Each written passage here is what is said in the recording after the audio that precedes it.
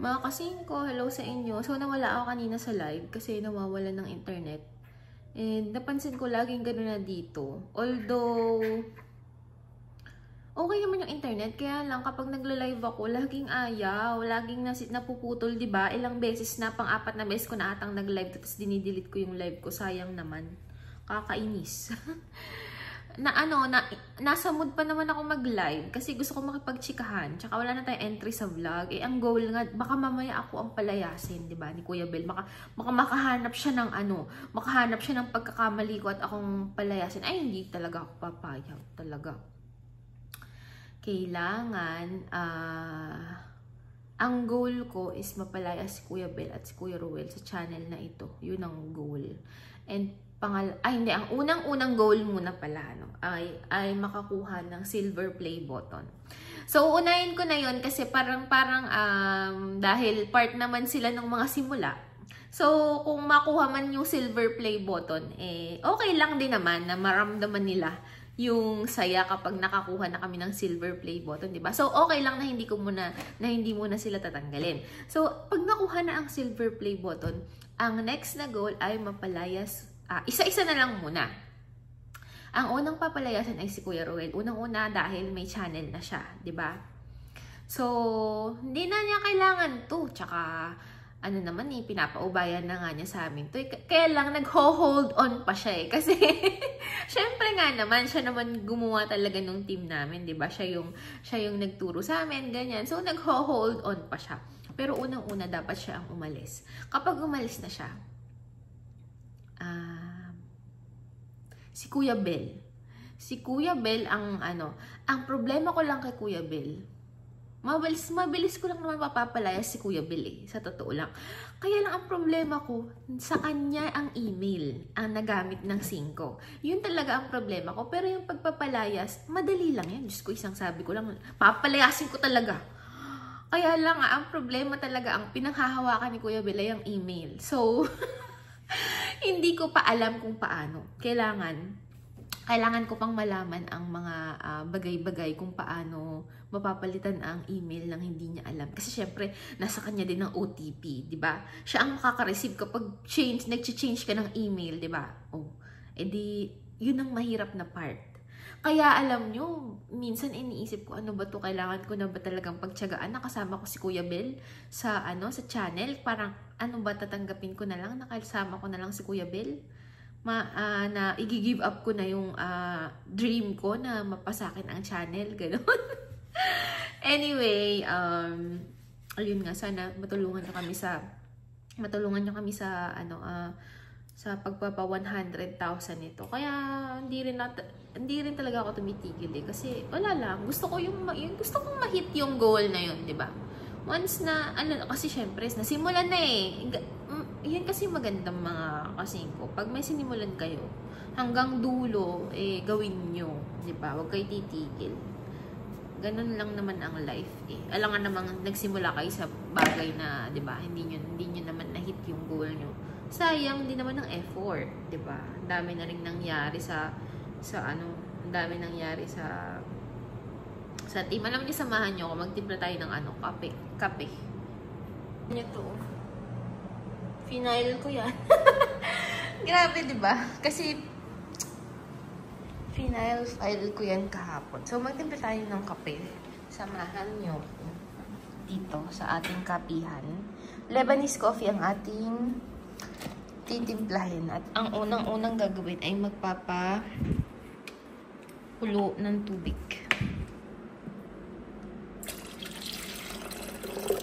Black coffee lang tayo na matapang. Yan. Ay, hindi pala dapat. Dito pala dapat. Then, kukuha kayo ng isang baso. Yan. And then, ang kape na Lebanese coffee. Yan. Ayoko ng capsule. Alam niyo, pag nakatikim pa kayo ng Lebanese coffee, ayawan niyo na yung capsule. Parang lang pala ang capsule na yun. Hindi totoo. Artificial. Parang ganun yung lasa. So, ayan. Actually, hindi naman talaga ganito yung paggawa ng Lebanese coffee. Kaya lang, wala kasi tayong burner. So, mas okay may burner. Kaya, ini-improvise ko na lang yan. Since ako lang naman, ganyan lang karami. Yan. Diba? Tama na ba yan? Oo, tama na yan. Kasi ako lang. At saka, dito ko lang siya ilalagay sa maliit na cup. Ganito lang. So, ganyan lang siya karami. And then, kumukulo na ito.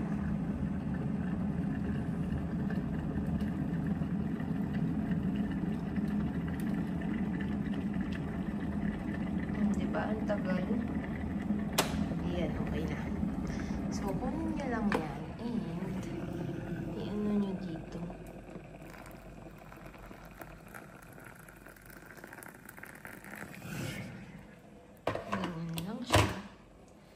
Halu-haluin nyo siya. Pero hindi talaga ganito. Dapat talaga may burner yung kukulo yung tubig nyo. Alam nyo yun, yung kung paano ginagawa yung Turkish coffee. Kasi, coffee grounds yan eh. Ayun o. Tapos, hindi nyo pa yan iinumin ng ganun-ganun. Pinapaano pa yan. Pinapasit. Diba? Masarap ito kapag ano, yung may bula-bulag pag may burner. Na-try ko na kasi yung sa burner. So, ayan, hindi nyo muna yan iinumin. Mamaya pa. Ano yan, yung ipapa-down muna yung mga coffee grounds bago nyo isalin. And then, kukuha tayo nito. Tapos, dito tayo iinom. So, ito, dadalhin natin ito dun sa table. Ganun lang. Tapos, huwag nyo lalagyan ng sugar. Kasi, syempre, pag tumatanda ka na, hindi ka na pwedeng nag-sugar. So, babalik na tayo sa ating upan. Ayan. Diba? Tapos, ang coffee.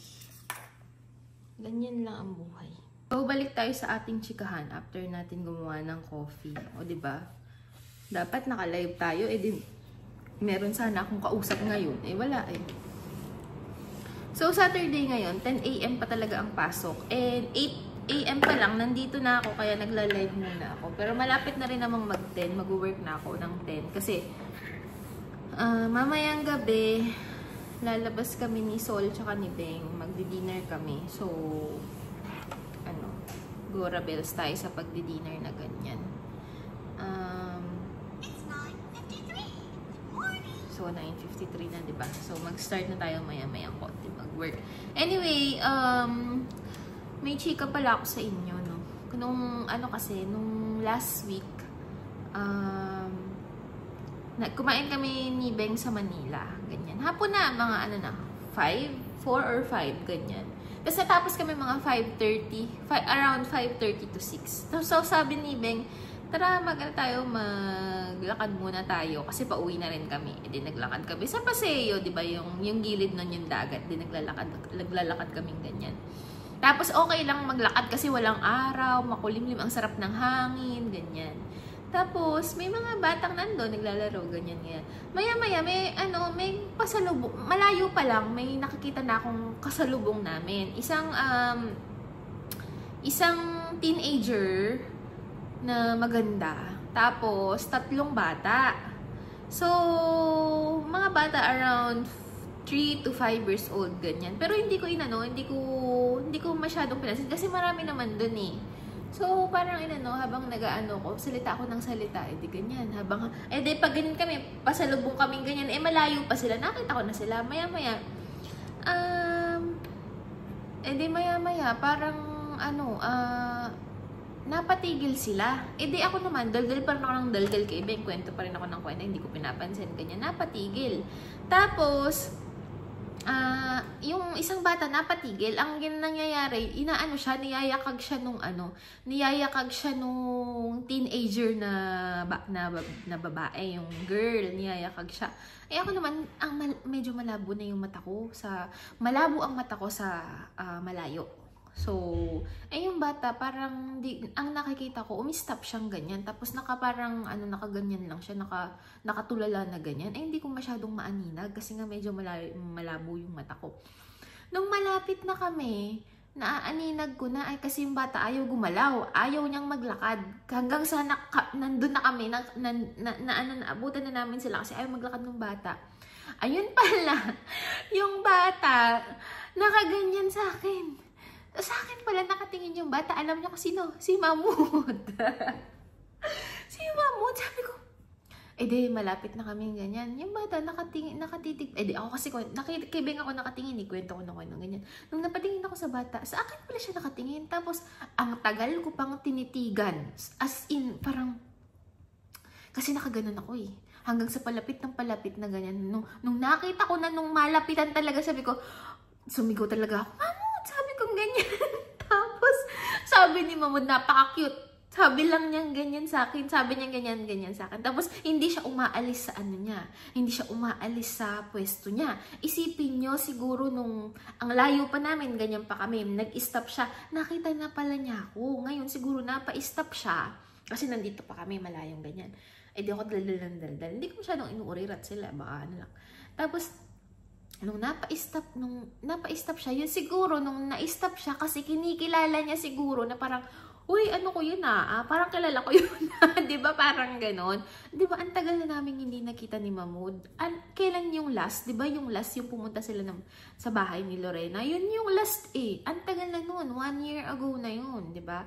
Tapos, diba, ang dami kong naging problema. Namatay yung lola ko. So, ang dami ko na, hindi ko na ulit sila na-invite. Tapos, after nun, nag-Christmas, nag-New Year, nagpakain ako kala Sandra. Tapos, nung nakita ko siya, yung nanay ni Mahmoud, sabi ko, uy, magkita tayo. Hindi ko na nakita kasi nga, yun na yung nagka-problema na, yun na yung ayaw nang magpa-video nung ni S, diba? So, parang, syempre ako naisip ko, baka hindi na rin pwede. Tsaka yun yung medyo magulo na. Yan na yung eksena, yung about dyan yung mga nandyan, na mga nasa Pinas, diba? So, ayoko nang sumabay. Hindi ko na, alam nyo, kaya sabi ko, oo nga pala, na-realize. Tapos niyakap ko, nung nakita kami ni Mahmoud, gumanon siya, tapos, lumapit siya sa akin, tapos niyakap niya ako, diyakap-yakap ko din ganyan. Tapos sabi naman nito ni Beck, sabi niya, ay, yan ba yung bata? Sabi ko, oo, ito yun, sabi ko ganyan. Tapos, grabe talaga, alam niya, nakakaiyak, kasi, grabe yung pagka-miss ko sa kanya, and feeling ko siya din, na-miss niya ako ni Mahmoud, and, napakabait, ang tahimik niya, sobrang tahimik ni Mahmoud, grabe. Parang binatang-binata na may manners and etiquette, ganun siya. So, niyakap niya ako, tapos sabi, hindi siya nagsalita. Niyakap lang niya ako ng mahigpit. Tapos sabi ko, kita tayo, susunod ha, sabi ko ganyan. Tapos ngumiti naman sa akin yung nagbabantay. Yung dalawa niyang kasamang bata, hindi ko na mga kilala. At saka yung kasama niyang teenager, hindi ko kilala kung sino. Pero maganda yung kasama niya. Siguro dun yun sa part ng tatay niya. So, hindi ko mga nakalala kasi hindi naman mga taga-E. Diba? Hindi naman mga taga-E. Hindi taga-Barrio E. So, ngayon ko lang nakita yung tatlong yun. Nakasama niya. So, and napakabango ni ni Mahmoud. Napaka-linis na bata. Tapos, ay, naku talaga. Nakakamiss din. So, ayun, yun ang chika ko na wala lang, parang nadurog yung puso ko. Kasi, alam niya yun, hindi niya ako nakakalimutan, ganyan, di ba? Nung sa video nga ni Kuya Ruel, hinahanap niya ako. And nung Sunday na yun, na-feel ko na talagang na-miss niya ako. Ayun, yun yung chika ko. And nadurog ang puso ko talaga. Ay, naku, talaga. Yun lang ang chika ko. Anyway, uminom na tayo ng kape. Ayan. Hindi naman siya langaw. So, ayan na siya, diba? Siguro naman, 6 minutes na, umano na yan, bumaba na yung mga granules. Ayan. So, lagay na natin dito. Ayan. So, hindi muna natin iinumin. Pag-stayin muna natin para sure na wala akong kasi para siyang buhangin eh. So, pababain muna natin. So, yun lang mga kasing ko. Thank you so much sa inyong panonood. And sorry niya kung makapag-live dahil sira ang internet namin. And, ayun, tulungan nyo kami maka 100,000. Yun ang goal. And I love you. Tulungan nyo kayo maka 100,000. Tulungan nyo ako mapalaya si Kuya Bel at saka si Kuya Ruel. Yan ang tatanawin kong malaking utang na loob kapag nakaya nating palayasan ang dalawang bungol. Anyway, I love you so much. Goodbye, guys.